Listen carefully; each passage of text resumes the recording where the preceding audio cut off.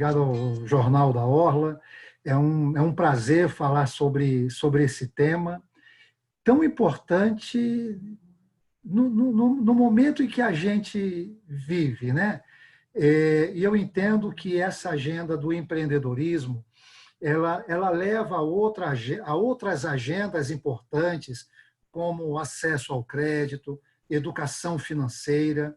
E eu posso já rapidamente aqui compartilhar que a gente aprende demais quando está conectado com os empreendedores e muito com os pequenos empreendedores. Maurício, você sabe, você me acompanhou em algumas jornadas por esse Brasil aí, sabe que muitas das vezes um pequeno comércio, né, aquele pequeno comércio de subsistência, é aquela renda que garante o bem-estar daquela família, que garante a prosperidade daquela família. Então, eu sou apaixonado por esse tema, tenho muito orgulho de ter feito parte da trajetória de alguns bancos importantes.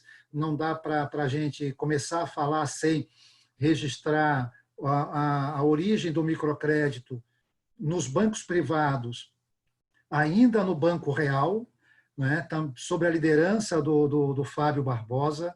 Então, é muito importante fazer esse registro, Maurício. Eu tenho certeza que a jornada do microcrédito ela pode se definir antes e depois da experiência com o Banco Real, né, onde ali, no pilar de sustentabilidade, né, que você conhece tão bem, você é um especialista, eu sempre disse, e para mim isso cada vez mais é verdadeiro, que o microcrédito ele é transversal a todos os pilares de sustentabilidade social, econômico, ambiental. Então, isso mostra a pujança, o poder que o microcrédito tem de transformar. Então, se você me permitir, eu vou compartilhar aqui uns 2 ou 3 slides e, de verdade, eu tenho certeza que esse tema, a gente vai ficar aqui uma semente plantada e, como você disse, a jornada não se encerra aqui, ela começa. Então, estou ansioso para algumas perguntas e tentando ver se temos aí algumas respostas. Se não tiver resposta, eu vou dizer que não tenho resposta e vou pesquisar para devolver para vocês. Tá? Então, eu vou dividir essa apresentação entre alguns conceitos de microcrédito ou do acesso ao crédito e, na sequência, algumas características, algumas habilidades que eu confesso que eu aprendi, que eu incorporei no meu dia a dia e na minha visão de mundo. Então, eu vou compartilhar aqui o primeiro slide. Deixa eu ver se todos estão vendo esse slide aqui, o valor do microcrédito. Né? Tá perfeito. Tá perfeito, Maurício?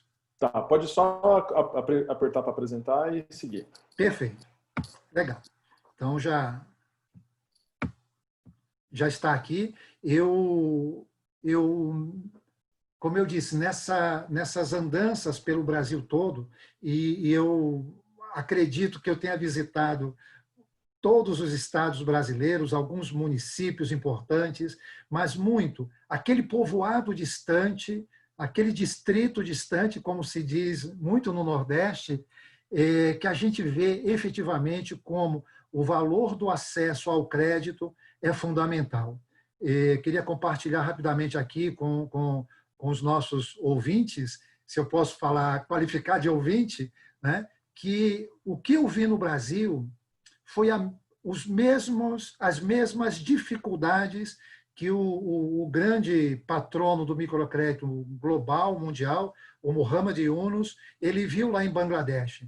Uma desigualdade, uma exclusão financeira brutal,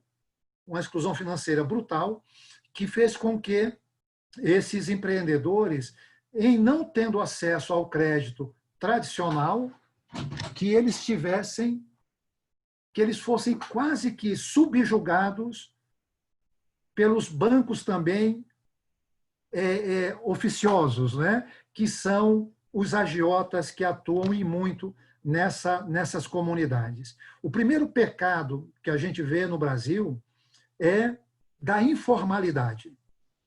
Esse empreendedor informal, ele efetivamente, ele não tendo acesso às linhas tradicionais de crédito, ele fica também nesse mesmo ambiente perverso de ter acesso a uma linha de crédito informal, que são as linhas dos agiotas. Então, eu costumo dizer que um dos maiores pecados que nós temos no Brasil, quando a gente fala de empreendedorismo, é a informalidade, Maurício e demais ouvintes aqui. Porque, em sendo informal, esse empreendedor acaba não se beneficiando daquilo que era um direito dele, de ter uma linha de crédito a um preço justo, a um preço amigável, que permitisse que ele, tendo acesso a esse crédito, ele pudesse aplicar na sua atividade econômica. Eu entendo que o microcrédito é aquele instrumento que eu chamo de círculo virtuoso. Ele gera renda, ele gera emprego nas comunidades e gera prosperidade para todos os envolvidos. O microcrédito permite que aqueles empreendedores da sua comunidade também possam se associar naquilo que a gente chama de grupo solidário, onde um ou outro empreendedor tem ali o acesso ao crédito. Opa, voltou aqui. Ele tem acesso a crédito em grupo, tendo uma precificação nessa taxa de juros a um preço mais justo, e Maurício, eu posso te atestar, não é só o crédito que é importante para essa população. Eu costumo dizer que o crédito, ele é como se fosse uma vacina ou um veneno. Um crédito tomado na dose errada ou no momento errado não faz bem para ninguém e não faz bem para os pequenos empreendedores. Uma das grandes responsabilidades, e também nessa bandeira da sustentabilidade, mas muito, da responsabilidade social corporativa, é que o agente financeiro tenha a responsabilidade de, na concessão do crédito, não tornar esse cliente um potencial cliente endividado. Então, a consciência de quem está dando crédito nesse contexto do círculo virtuoso é efetivamente disponibilizar uma linha de crédito que faça com que o cliente, esse empreendedor, em acessando a essa linha de crédito, ele aplique corretamente, que ele gere renda, se desenvolva e devolva o crédito a esse empreendedor. Rapidamente aqui, Maurício, entrando também numa agenda de sustentabilidade, o contexto de educação financeira é fundamental. Nós somos um país desigual. Aliás, nós somos o país das desigualdades. Nós somos um país desigual economicamente, socialmente, Você pode falar de gênero aqui, você pode falar de raça, há todo um contexto de que essa responsabilidade social leva efetivamente, bem dirigida, leva à inclusão social, leva à prosperidade das pessoas. Um dos temas que eu reconheço como de fundamental relevância em todos os ambientes, quando você fala de relação com o banco, com o sistema financeiro de um modo geral, é a educação financeira. Quando a gente vê e percebe algumas iniciativas de que a educação financeira deva ser aplicada ou disponibilizada num conteúdo mais lúdico, ou que seja, para as crianças, quer do ensino fundamental, quer até uma escadinha atrás, no sentido de que como que ela pode despertar desde cedo esse olhar da educação financeira para que ele tenha essa prosperidade ao longo da sua vida. Então, fechando esse ciclo virtuoso, de que o crédito na dose certa para a geração de renda, para a geração de emprego, fecha esse círculo virtuoso e, efetivamente, todos ganham. Ganha o empreendedor, ganha a instituição que está concedendo esse crédito, ganha aquela comunidade e ganha o país. Tem um ditado chinês que fala muito assim, Maurício e demais ouvintes aqui. Se a gente limpar a nossa calçada, a gente limpa o mundo. E eu quero fazer um deparo para esse ambiente que nós estamos vivendo, um ambiente onde a maior parte desse empreendedor informal, desse empreendedor invisível, ele está com a sua atividade comprometida ou fechada. Então, ele não está gerando renda para o seu autossustento. Uma das bandeiras que eu tenho mais prestigiado atualmente é uma campanha que é compre do comércio local. Compre do empreendedor do bairro, aquela lojinha do seu João, aquela lojinha da Dona Maria, né? Aquele mercadinho que vende frutas. Por quê? As grandes marcas vão continuar. Eu não quero nominar nenhuma delas aqui, mas você pode pegar uma grande rede de café. Daqui a 6 meses ela vai estar plena, funcionando plenamente. Mas será que o botequinho lá do seu João, que vende o pingado, o pão na chapa, ele vai conseguir superar isso? Que a vendia lá do seu Joaquim, ele vai conseguir superar esse ambiente crítico que nós estamos vivendo? Né? Então, o chamamento que eu faço e muito nesse sentido de resgatar algumas iniciativas que a gente, retraída com o distanciamento social ou isolamento social, que é muito importante, fundamental que a gente pratique, né, e zele, é que a gente privilegie efetivamente o comércio local, o mercadinho do bairro. Porque a gente está reaprendendo a valorizar aquilo que é essencial.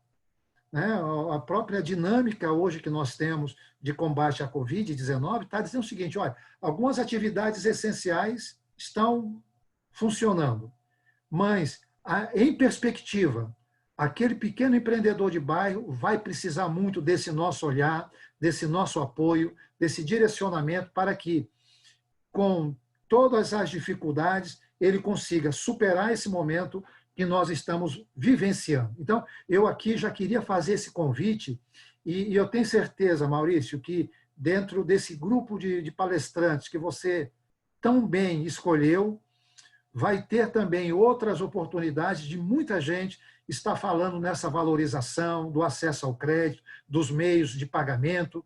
Né? Então, eu acho que é essa jornada que vai fazer com que a gente faça essa transição para um círculo virtuoso, onde, numa frase que inspira a muita gente que trabalhou no mercado financeiro e tem responsabilidade, o nome do jogo é ganha, ganha, ganha. É isso que faz a diferença efetivamente. Então, nesse ambiente do microcrédito, né, onde tantas empresas grandes com garantia não conseguem honrar os seus compromissos, o que a gente vê é aquela relação de confiança de que o pequeno empreendedor cuida demais e bem melhor do que, eventualmente, uma grande empresa que a gente possa ver no noticiário. Então, quando você concede crédito para esses pequenos empreendedores, tem um valor intrínseco ali, que é a relação de confiança. Então, no microcrédito, nós estamos falando de vínculos emocionais, sim, mas estamos falando também de uma relação de confiança muito, muito efetiva. E o que eu posso dividir com vocês nessa jornada pelo Brasil todo aí, e aprendendo, eu muitas das vezes saía com uma cartilhazinha ou uma agenda. Não, eu vou visitar o seu João aqui da comunidade de Paraisópolis, aqui da comunidade de Heliópolis, ou da comunidade de Cubatão, e vou ensinar para ele. Eu vou fazer com que o meu conhecimento agregue valor para ele. Esse era um dos principais erros que eu cometia. É claro que você vai deixar ali alguma contribuição para aquele empreendedor, mas o que eu aprendi é, por mais simples que seja aquele empreendedor, a vivência que ele tinha de gerir o seu negócio, de cuidar da sua atividade econômica, aquilo era devolvido para mim nessa troca justa de conhecimentos. Né? Então, o empreendedor, pela sua vivência prática do dia a dia, eu costumo dizer Maurício e demais colegas, que eu vi claramente nesses pequenos empreendedores dois movimentos que, para mim, falou muito alto. Dentro desse contexto da atitude empreendedora, que eu quero explorar um pouquinho mais, o que eu percebia nesse pequeno empreendedor eram dois atributos importantes que fazia com que, às 5 horas da manhã, às 6 horas da manhã, o seu Manuel, aqui de Paraisópolis, ele tivesse com a padaria dele aberta. Que a dona Terezinha, ela tivesse com o seu mercadinho aberto às 6 horas da manhã. Então, o que eu vi nessas pessoas, que a gente chama de informal, que a gente chama pejoritariamente de ambulante, isso é outro pecado. A gente não enxerga a pessoa que está do outro lado. O que eu posso compartilhar com vocês é que essas pessoas tinham a dor do dono. O que é a dor do dono? Quando algo não está indo bem, ela desce ali naquele problema para tentar resolver. E resolve pela atitude empreendedora. E do outro lado, a coisa mais bacana é você ver os olhos desses pequenos empreendedores brilhando, que eu chamei de orgulho de dono. Então você tem esses dois, não digo paradoxos, porque são peças da mesma moeda. A dor do dono, quando a coisa não está indo bem, e o orgulho do dono, quando as coisas estão indo bem, sim. Então, eu trouxe muitas coisas daquilo que eu chamei de atitude empreendedora. Eu trouxe isso para o meu ambiente de trabalho, eu trouxe isso para as minhas relações, e eu trouxe isso muito para o ambiente de trabalho. Quando eu estou no escritório, eu queria dizer para vocês, dentro dessa atitude empreendedora, coisa simples que a gente deixa para o outro fazer. Se você vê um papel no chão dentro do seu escritório, até mesmo na rua, o exemplo é, você viu, tira aquele papelzinho dali, tem uma garrafa plástica, tire, jogue no lixo adequadamente. A gente não pode fingir que não está vendo certas coisas. Né? A atitude empreendedora, ela move a gente. A atitude empreendedora faz com que a gente acredite efetivamente que aquilo pode dar certo. Então, essas atitudes empreendedoras eu entendo claramente, não de ouvir falar, né, ou de um papel, mas de caminhar junto com esses empreendedores. E eu vi isso de uma maneira mais universal possível. Essa atitude empreendedora de cuidar bem do seu negócio, da dor e do orgulho do dono, eu vi de empreendedores no Nordeste de Pernambuco, no interior de Pernambuco, naquele povoado mais simples possível, a um empreendedor aqui de São Paulo, um grande empreendedor. Recentemente eu estava assistindo uma palestra do Abílio Diniz, que talvez tenha sido e é considerado um dos maiores empreendedores do Brasil. Eu vi a mesma atitude empreendedora do Abílio Diniz naquele empreendedor lá daquele fim do mundo, vamos dizer assim. Então, a sinergia de quem empreende, ela é universal. Então, eu aqui quero fazer um chamamento dentro desse compartilhar desses atributos que eu trouxe aqui. A atitude empreendedora, ela fala mais alto. Né? E eu quero já fazer um deparo. A atitude empreendedora, como eu já disse, não é simplesmente por ambiente de trabalho. Ela serve para o nosso dia a dia. Um dos atributos mais importantes do que eu vi também é paixão pelo que faz. É gostar de gente. Né? Então, a paixão pelo que faz, ela pode estar atrelada a uma vocação, que é fundamental, e aí é tão bom quando a gente vê um jovem de 18 anos empreendendo, como a gente vê também um outro jovem mais maduro, de 70, 80 anos empreendendo, como é o caso do seu Manuel, aqui de Paraisópolis, a mesma energia, o mesmo brilho nos olhos, né? Que é a garra, que é a determinação de fazer com que ele encante o seu cliente.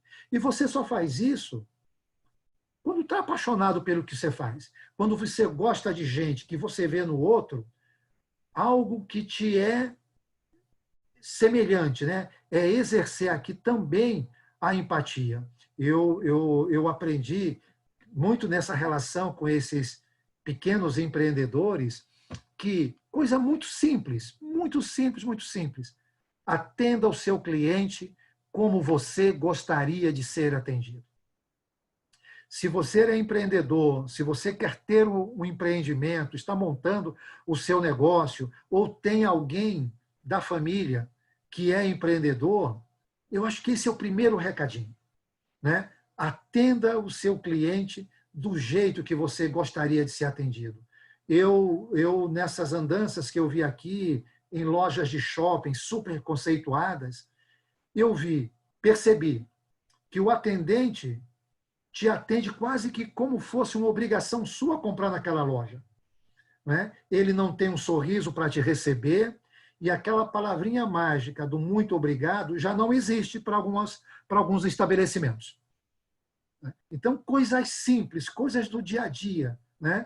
De você ser atendido, né? Como você gostaria de ser atendido, ou atender como você gostaria de ser atendido, um sorriso e, efetivamente, um muito obrigado através de qualquer transação que você faça, né? Então, o muito obrigado, ele permeia, ele fecha aquele ciclo da venda, do encantamento, do atendimento, e quando o cliente realiza a compra, né, o muito obrigado. Então, eu percebo que, muitas das vezes, pessoas bem capacitadas, né, bem formadas, esse contexto do agradecer, né, pelo privilégio de um cliente entrar na sua loja e comprar o seu produto. E aqui também vai uma outra mensagem. A gente vê crescer muito esse ambiente de e-commerce, o ambiente digital, né? Isso também pode ser atrelado à satisfação do cliente, né? Esse muito obrigado em qualquer ambiente é fundamental. Um dos atributos mais importantes também que eu vi nessa jornada é o entusiasmo das pessoas e o entusiasmo do empreendedor. É isso que faz com que eu estava dizendo do seu Manuel, ele acorde às 5 da manhã para abrir o seu mercadinho. Que a dona Bernadette acorde às 6 da manhã para abrir a sua lojinha de reforma de roupa. Então, esse entusiasmo, ele move a gente. E uma das definições mais fantásticas que eu vi sobre entusiasmo, ou o entusiasta, foi do Gabriel Chalita, né? Ele disse o seguinte, uma das definições do entusiasmo, né, do entusiasta, que o entusiasta é aquele que tem as mãos do obreiro e o coração do poeta. É isso que move, né? Um sentimento que vem de dentro para fora, mas, ao mesmo tempo, como é que a gente executa aquela atividade com graça, com prazer, efetivamente. E eu digo, essa conexão do entusiasmo, ela move e te conecta com o outro, com o cliente, com o outro empreendedor, com as pessoas. Então, esse é contagiante quando você vê, efetivamente, essa linha do entusiasmo, ela sendo percorrida em todo o trajeto ali de um relacionamento. Orgulho por promover o desenvolvimento, o seu e da comunidade e que você vai ter interesse. Como eu disse no início ali das atitudes empreendedoras, o orgulho do dono e a dor do dono. Esses dois sentimentos caminham juntos. E aquilo que você está orgulhoso de fazer com que o reflexo do seu trabalho ele seja correlacionado com o desenvolvimento do outro, do comércio local e da sua comunidade. Porque muitas das vezes, e eu ouvi muito disso, Maurício, o empreendedor local ou de comunidade, ele tinha até a possibilidade de contratar uma pessoa de fora da comunidade, eventualmente com a capacidade qualquer lá, mas eu via solidariedade e ele contratava uma pessoa da sua comunidade. Isso potencializa em muito o contexto do desenvolvimento local, né? Então, o orgulho em promover, né, de ter essa atividade, de desenvolver o ambiente local, isso é algo efetivamente que você tem que registrar na sua história de vida. E, passando por um outro atributo muito importante, e aqui rapidamente eu quero desmistificar esse contexto. Quando a gente fala de disciplina, a gente fala muito de rigor. Mas talvez o maior rigor para executar uma disciplina seja o seu autocompromisso. Eu costumo dizer que disciplina tem uma combinação muito simples, que é cumprir rigorosamente o que foi combinado. Se você se comprometeu de chegar no horário às 15 horas, chegue às 15 horas. E eu vi aqui nesse webinar uma atitude de disciplina do Maurício. Às 17 horas em ponto, ele abriu essa sala em respeito às pessoas que já estavam na sala. Então, disciplina é você respeitar o outro, é despertar no outro que aquilo que foi combinado tem valor efetivamente, né? No sentido de respeitando o tempo, como é que você se torna também mais produtivo. Então, disciplina, para mim, eu traduzo em algo muito simples. Simplesmente é cumprir o que você combinou, o que foi combinado, né? Disciplina me remete também à confiança. Aquilo que você se comprometeu numa transação, quer comercial, por contrato ou não, não precisa estar escrito aqui, você vai exercer aquilo que você tem de combinado. Eu costumo dizer que é cuidar da lojinha. Cada um de nós temos vamos dizer, um CNPJ escondidinho dentro da gente, né? Naquilo que você acordou, você abriu a sua lojinha. Como é que você quer ser reconhecido pelas pessoas? Pela indisciplina, pela falta de confiança, né? Então, cuidar da sua lojinha não é só acordar, escovar os dentes, né? É se preparar efetivamente. E aqui, Maurício, eu quero fazer um chamamento. A gente está num ambiente de distanciamento social ou de isolamento social. Mantenha a sua disciplina de antes. Se você acordava às 7 horas da manhã, continue acordando às 7 horas da manhã. Se você tomava o café às 7h30, às 8, tome o seu café às 8, seja produtivo. Essa agenda da produção, né, de ser produtivo, de você ter uma atividade, ela vai nos preparar para que quando a gente saia desse ambiente que nós estamos vivendo, e isso vai passar, apesar de tantas mazelas com que a gente está vendo ser tratado esse cenário, né, do isolamento ou do distanciamento social, isso vai passar. Então, você ter essa disciplina com você mesmo, não é simplesmente porque eu acordei, estou em casa, eu vou vestir aquela camiseta daquela companhia de carros de luxo ou das eleições que passaram. Não. Encare esse ambiente que você está vivendo de isolamento apenas como algo que você não pode fazer, o que você fazia externamente. O Maurício tem uma agenda muito bacana, que olha, a gente não pode estar presente. Vamos fazer um webinar, vamos fazer um encontro virtual. Isso faz com que a gente se prepare. Eu estou desde ontem aqui ansioso para chegar esse dia. Hoje pela manhã eram 8h30, 8h40. Eu já estava trocando uma comunicação pelo WhatsApp com o Maurício. Isso nos torna produtivos. Então, nessa relação de confiança que eu sempre falo, né, que é tão legal, entregue o que foi prometido, mas não só para o outro. Entregue o que foi prometido para você mesmo. Seja o seu melhor parceiro. E é isso que eu chamo de lojinha. Uma outra agenda que eu entendo super relevante, é que nesse ambiente de construção, de harmonia, que a gente possa torcer pelo sucesso do outro. Esse sucesso pode ser a sua esposa ou o seu esposo, esse sucesso pode ser do seu filho, da sua filha, de um amigo que você tenha, do seu pai, da sua mãe, né? E nesse sentido de você se comprometer e torcer genuinamente pelo sucesso do outro, sabe o que acontece? Você se torna disponível para aquela pessoa. Não, eu vou fazer tal coisa, deixa eu consultar aqui o Longini aqui, deixa eu consultar o Eduardo, deixa eu consultar o Miguel aqui, que é referência em tal tema.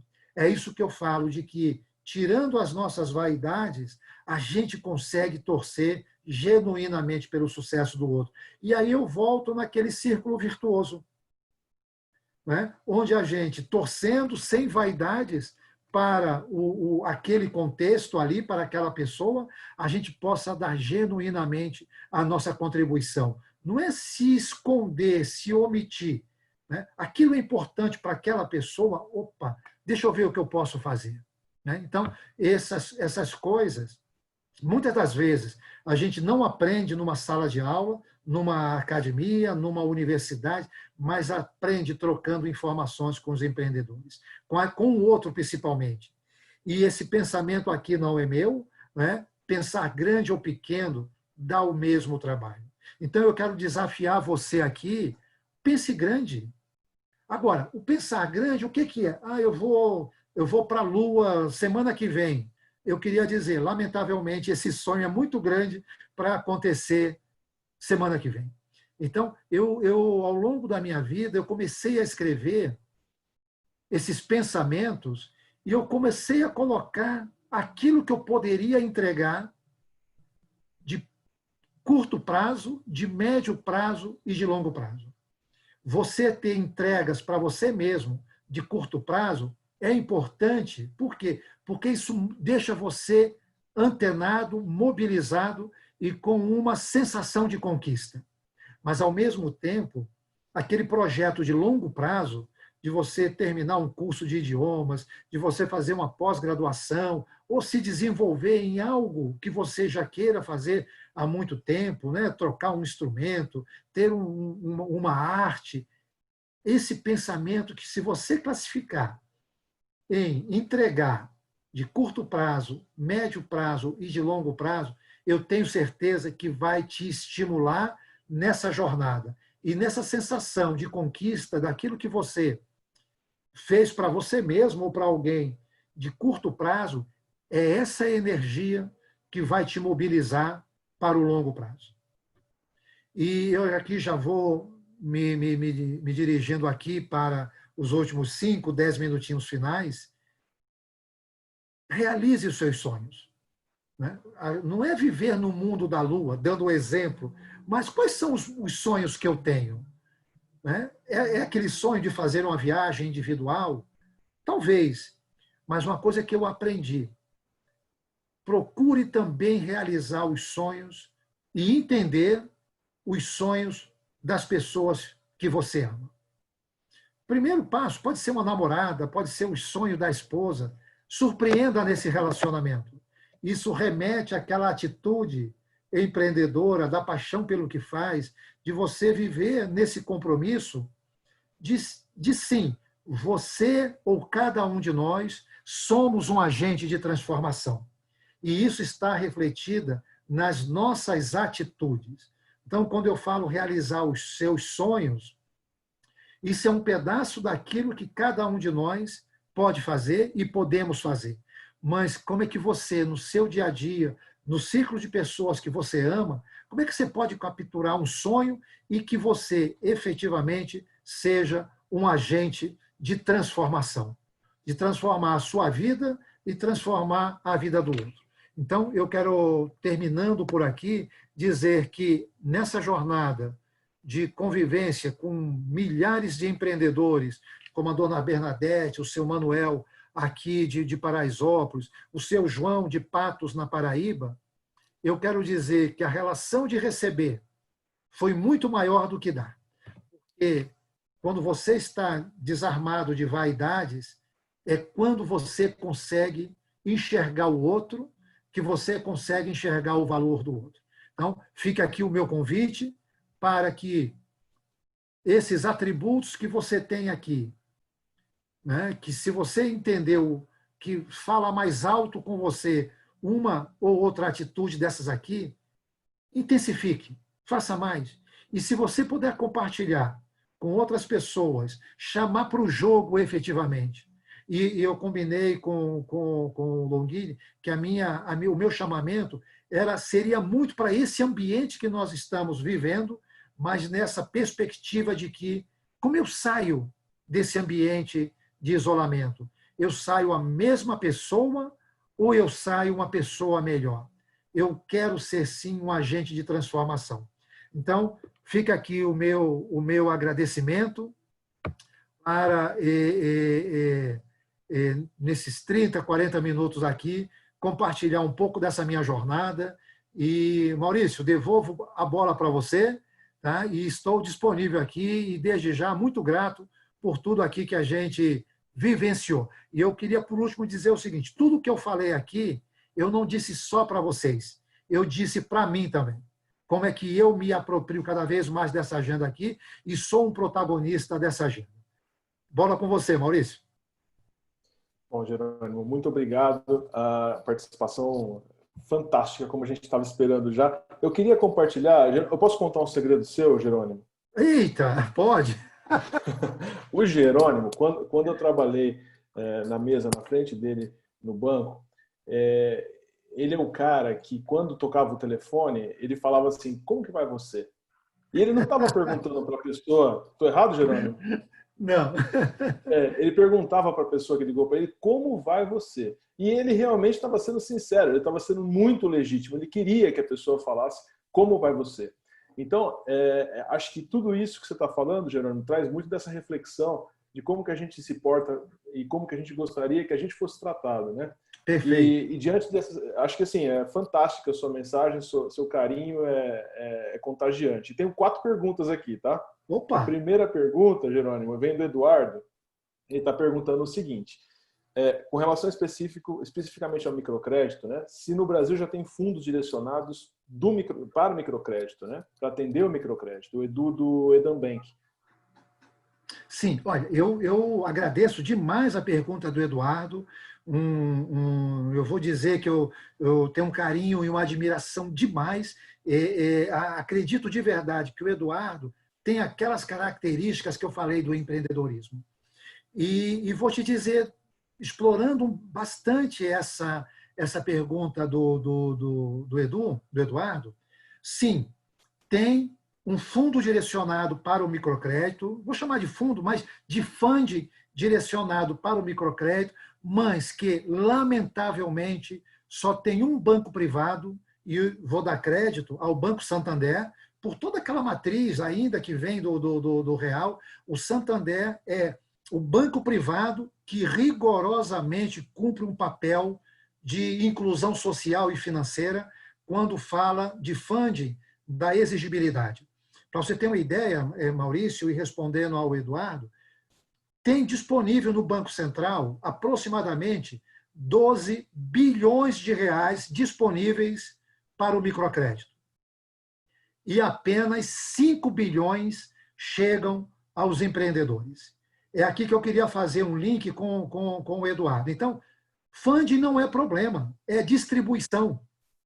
Então, eu entendo que se você tem uma empresa que tem vocação para crédito, eu tenho certeza que por todos esses mecanismos que nós estamos vivendo hoje, um ambiente mais digital, né, a agenda de meios de pagamento, eu entendo que se você tem uma empresa vocacionada, e pelo pouquinho que eu vi, e você citou a Edam Bank, eu acho que a Edam Bank tem uma oportunidade brutal, tremenda, de fazer com que os recursos cheguem ou sejam potencializados numa linha de crédito, como eu disse, que agregue valor ao empreendedor, que seja factível a um preço justo e faça com que esse empreendedor cresça, quer no seu faturamento, quer na geração de empregos, gerando valor para a comunidade. Então, eu quero agradecer a pergunta do Eduardo aqui, né, dizendo, sim, que tem fund, mas que há uma precariedade na distribuição desse fund, e eu entendo que uma empresa vocacionada a dar crédito pode vir, sim, a substituir aquilo que se chamou até outro dia dos estabelecimentos financeiros, dos bancos, como agente exclusivo. Então, tem um convite aqui, tem uma oportunidade na mesa para fazer com que empresas vocacionadas à concessão de crédito faça com que esse fund, esse capital, chegue nas pessoas corretamente. Excelente. Você acabou respondendo 2 perguntas. Eu tenho a pergunta Opa. aqui do Antônio Neto, que está lá de Cachoeira Paulista assistindo a gente, e ele perguntou qual o motivo da gente não ver operações de crédito no nosso cotidiano, né? Então, você já explicou, né? Sim, não, não tenho dúvida. Olha, é claro que a maioria aqui dos ouvintes talvez lembre-se do Banco Nacional, do Banco do Guarda-Chuva. Mas tinha acho que nos dias de hoje seria um meme que falava o seguinte, que com o Banco do Guarda-Chuva, né? Que o Banco do Guarda-Chuva, o Banco Nacional, ele te dava um guarda-chuva quando estava fazendo sol. Quando começava a chover, ele te tirava o guarda-chuva. Então, esse é um dos problemas das instituições financeiras que distribuem crédito. Uma avaliação super rígida, uma contextualização de não apoiar o empreendedorismo e querendo garantias, garantias e mais garantias, ainda a um preço caro desses pequenos empreendedores. Então, há um descasamento de um propósito de instituição financeira para um público que quer consumir crédito. Maurício? Perfeito. Muito bom. E tem mais uma pergunta aqui do Edson Carpentieri. Ele está perguntando por que o microcrédito não é uma política do governo no Brasil? Olha, é difícil de ser respondida, difícil de ser respondida. O que eu posso dizer ao Edson é: tem mecanismos para isso, né? Rapidamente, sem querer me estender e sem querer ser muito sofisticado na resposta, o Banco Central hoje ele tem uma política que é uma política de Estado, que vem desde o final dos anos 90, que dos recursos que são tirados do sistema financeiro como depósito compulsório, o Banco Central tem uma política de permitir que as instituições retirem até 2% desse valor do compulsório e aplique no microcrédito. É aí que perfaz aquele valor de 12 bilhões. Então, Edson, política tem. O que eu percebo claramente é uma falta de vocação aos outros dois maiores bancos do Brasil para distribuir esse fundo. Esses dois bancos privados aí, né, estão sentados em aproximadamente 5 bilhões de reais que poderiam estar fomentando o crédito para os pequenos empreendedores. Muito bem. Tem mais um elogio aqui. O Roberto Scorza está falando alto nível sua palestra, te parabenizando. Eu me inspirei nele, viu? E o Miguel Dantas está perguntando como é que esse crédito chega aos empreendedores na ponta. Primeira pergunta. E segunda pergunta, qual a importância da preparação dos agentes de crédito? Qual a principal competência de um agente de crédito? Aí o pessoal que trabalhava na comunidade, eu lembro dessa parte. Não, sensacional. Olha, eu começaria pela pergunta 2 do Miguel, né? A quem também eu tenho um respeito e um carinho muito grande. O agente de crédito, nessas comunidades, ele é o banco. Ele é o banco. Né? Então, por isso que nessa capacitação do agente de crédito, ele tem que discernir qual é a real capacidade de endividamento do empreendedor, porque a responsabilidade é muito grande de não endividar, e Maurício e o próprio Miguel devem saber disso. O atributo da educação financeira pode ser, sim, feito em pílulas de coisas simples, desde fazer ele vai melhorar o estoque dele.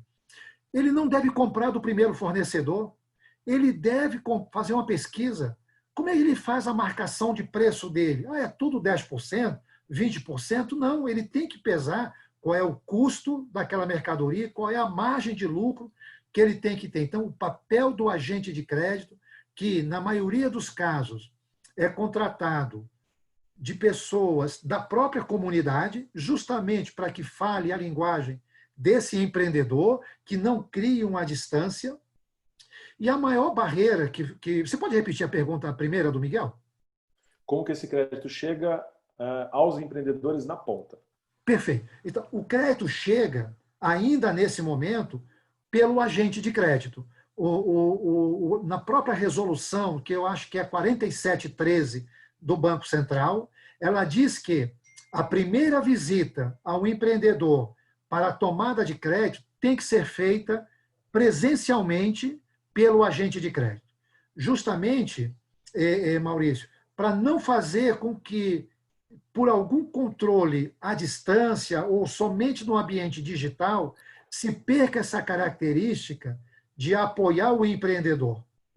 Então, o capital chega pelos agentes de crédito a esses empreendedores, e ali, como esse empreendedor, eu disse no início, ele é invisível, tem uma metodologia de fazer um levantamento socioeconômico da atividade do empreendedor para que cheguemos num balancetezinho e a gente consiga entender a real capacidade de tomada de crédito desse empreendedor. Então, a figura mágica na relação de microcrédito é o agente de crédito. Então, eu agradeço ao Miguel a pergunta para explorar um pouquinho mais esse contexto do acesso ao crédito e da relevância do papel do agente de crédito. Maurício.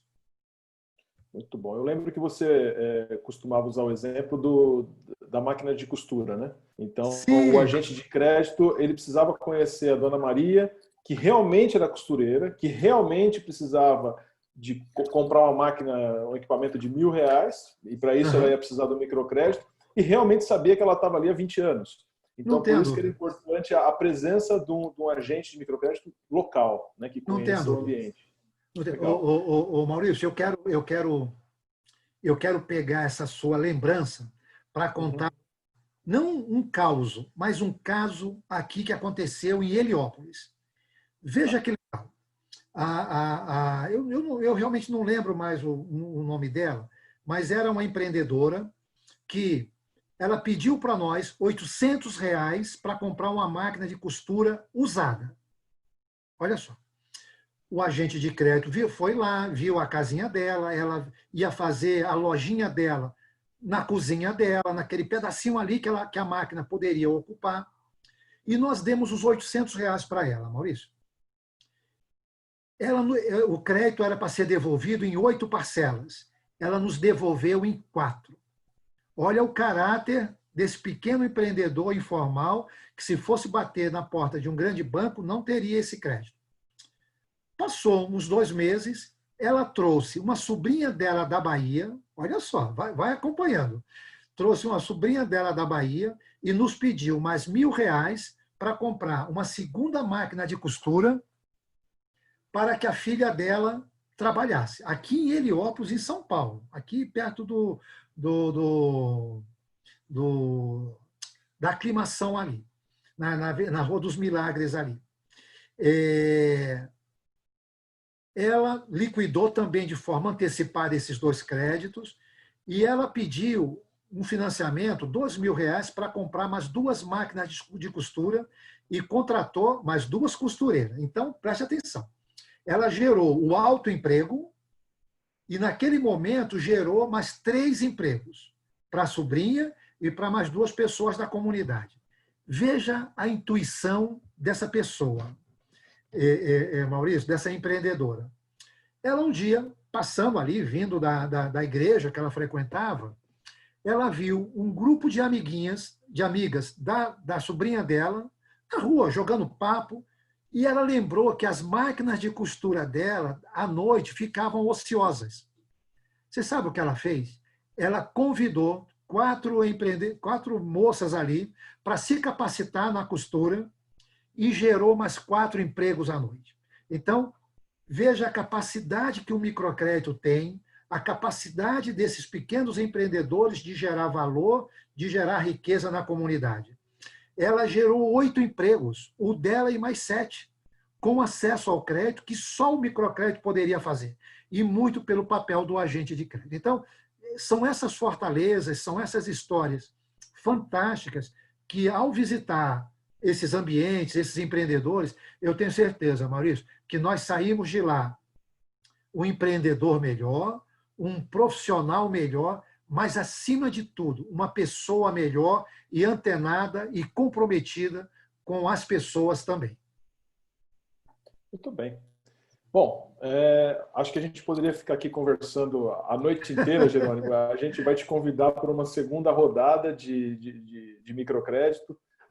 A gente ainda não falou sobre as taxas de inadimplência, que do microcrédito são absurdamente pequenas perto de um crédito convencional. Perfeito.